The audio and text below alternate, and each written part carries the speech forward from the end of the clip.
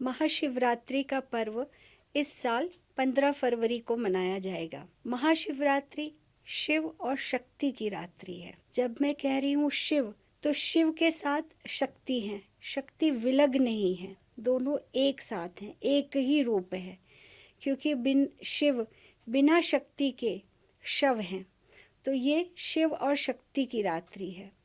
क्यों मनाया जाता है? तो एक कथा के अनुसार इस दिन माता पार्वती का विवाह भगवान शंकर से हुआ था। दूसरा जो कॉन्सेप्ट है, इसी दिन जो आदि लिंग है वो पूर्ण ज्योतिर्लिंग के रूप में उनका प्रादुर्भाव हुआ था, या यूं कहे तो शिवलिंग के रूप में या विग्रह के रूप में वो प्रकट हुए थे। तो इसलिए महाशिवरात्रि का पर्व मनाया जाता है। लोग पूछते हैं कि कैसे पूजा करें। वो भगवान आशुतोष है, चाहें तो एक लुटिया जल से ही प्रसन्न हो जाते हैं, और आप चाहें तो समस्त ब्रह्मांड ही क्यों न हिला दे, वो प्रसन्न नहीं होंगे। जैसे रावण ने कोशिश की थी कैलाश को उठाने की, और भगवान ने अपने पैर के अंगूठे से उसको दबा दिया था, जिससे उसका हाथ दब गया था।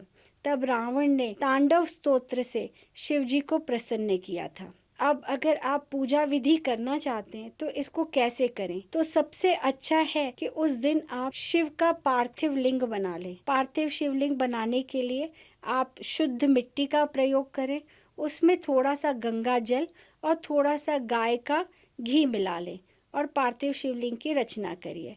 फिर उसका पंचामृत से अभिषेक करिए। पंचामृत में क्या क्या सामग्री लगती है? तो दूध, दही, शक्कर, हनी और घी, ये पांचों का जो मिश्रण है उसको पंचामृत कहा जाता है।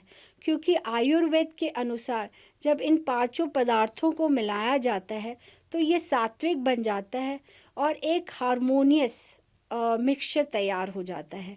तो पंचामृत से शिवलिंग का अभिषेक करिए। फिर उसके बाद शुद्ध जल से अभिषेक करिए।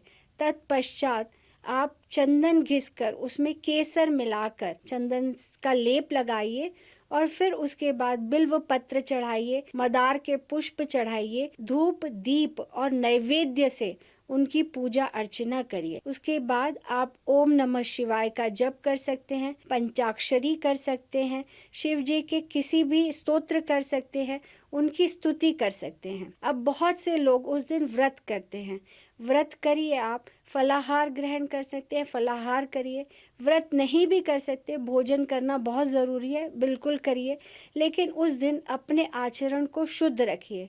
अब इमेजिन करिए, आपने व्रत तो रखा है शिव जी के लिए, लेकिन बच्चा आपसे कुछ जिद करने लगा, आपने उसे 2 लगा दिया, तो ये उचित नहीं है। या किसी काम वाली पर आप नाराज़ हो गए, तो ये सब मत करिए। उस दिन शुद्ध आचरण रखिए, मन को प्रसन्न रखिए और मन ही मन में शिव नाम का जप करिए। आपकी पूजा, साधना, उपासना ज़रूर सफल होगी और समस्त मनोकामनाओं की पूर्ति होगी। तो ओम नमः शिवाय और बम बम रहिए।